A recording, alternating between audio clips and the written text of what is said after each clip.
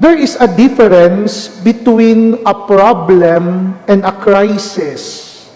A problem is something difficult. A crisis is when difficulty begins to define us. And that is what today's readings are all about. In the gospel, the disciples are not just facing a strong wind, they are facing fear. In the first reading, the early church is not just facing complaints, it is facing the danger of distraction and division. And in both readings, the deeper issue is this: what happens to us when life gets shaken? Kasi ang problema, talagang parte yan ng buhay natin. Pero hindi lahat ng taong may problema nagkakakrisis. Because crisis would depend on our outlook, on our disposition, on the way we respond to the problems before us. Kaya katulad ba nung mga alagad sa Ebanghelyo, paano tayo mayayanig? Paano natin tatanggapin ang mga unos sa ating buhay? And in this time of Easter, there is a great lesson for us of the readings for today.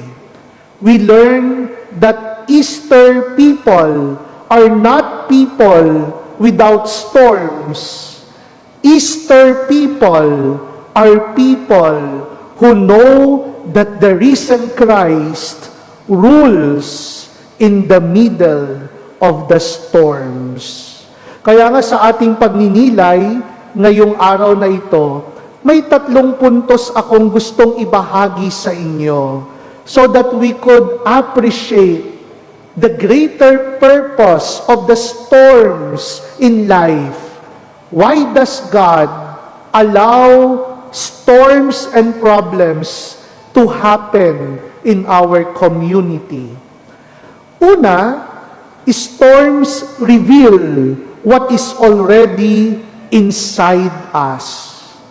In the gospel, when the sea becomes rough and the night grows dark, the disciples become afraid. And take note, the storm did not create their fear. It exposed it. At ganyan din sa buhay natin. When life is smooth, we can appear patient, faithful, and generous. But let delays come. Let misunderstandings happen. Let money get tight. Let health fail.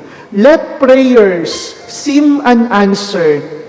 And suddenly, what is inside of us comes out.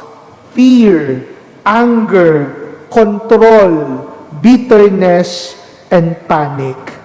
Kaya nga yung mga unos sa buhay, inilalabas lang nito kung ano talaga yung nilalaman ng kalooban natin.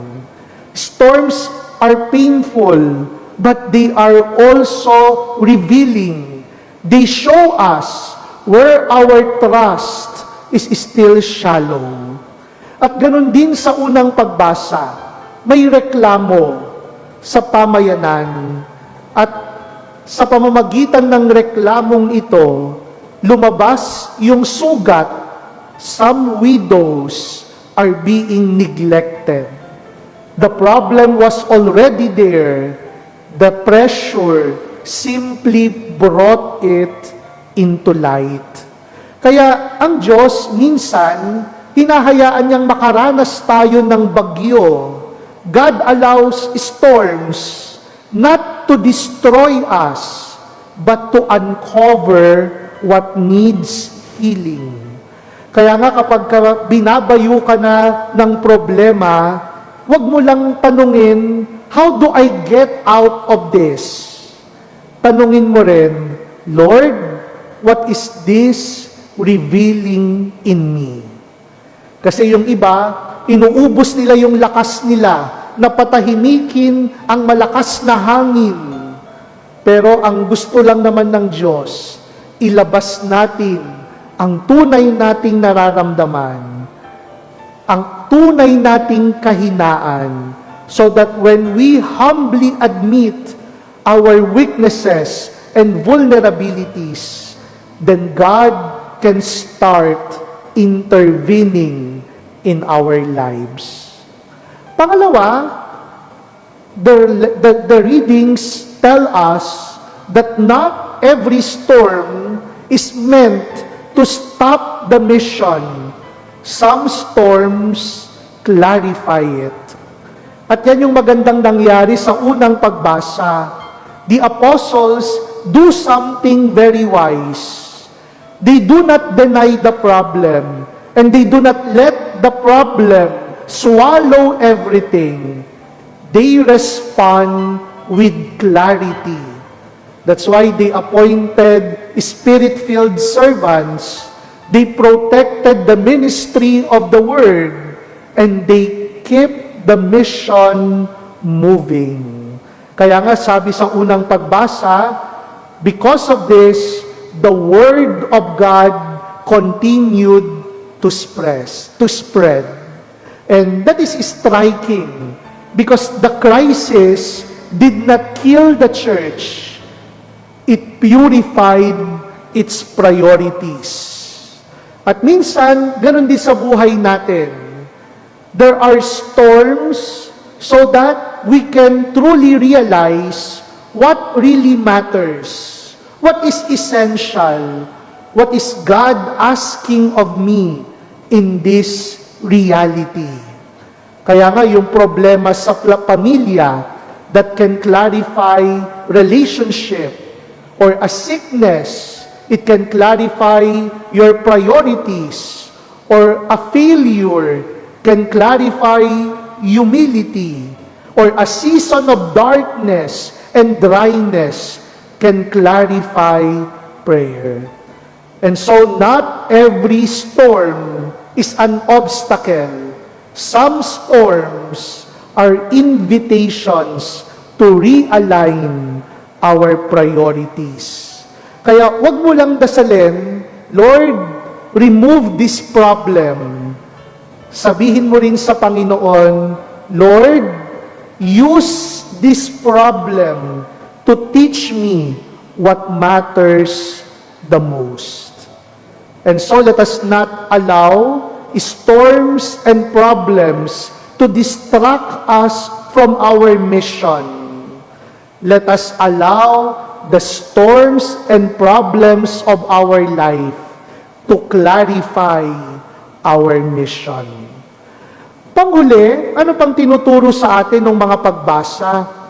The turning point is not when the storm ends, but when Jesus is recognized. At yan yung decisive moment sa Ebanghelyo.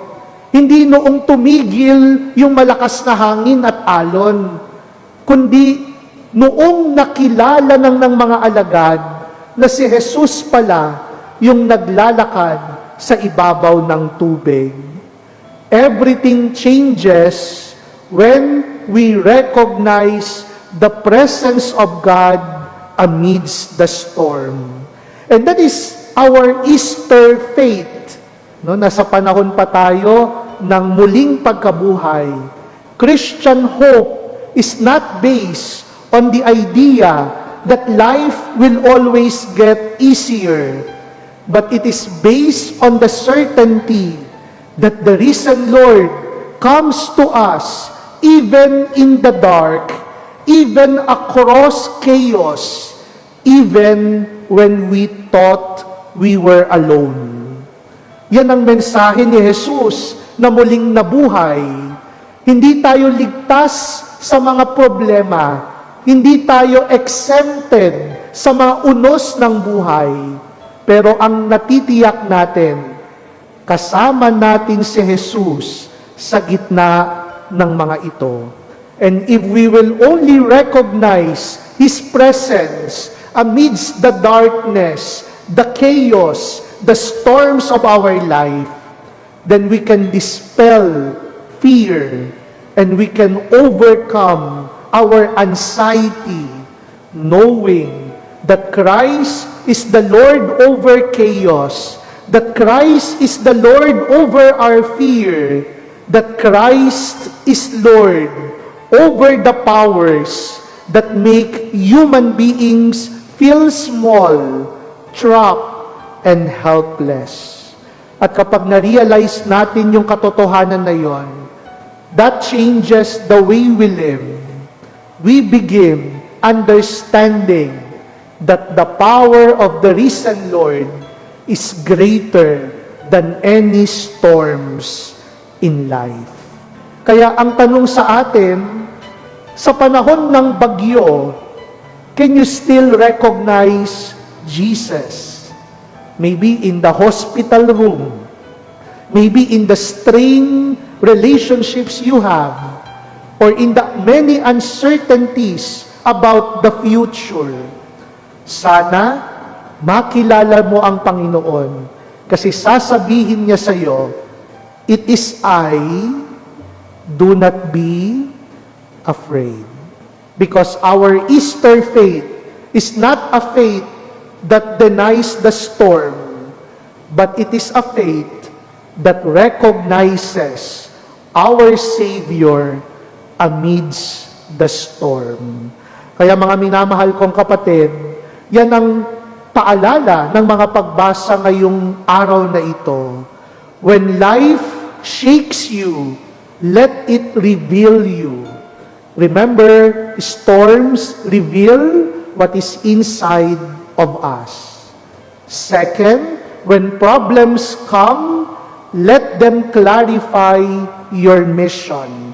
Because not every storm is meant to stop the mission.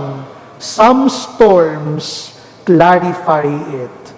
And lastly, when our fear rises, learn to recognize the Lord, because the turning point is not when the storm ends, but when Jesus is recognized. In this Mass, remember, the risen Lord is coming toward us. So take heart and do not be afraid. Amen.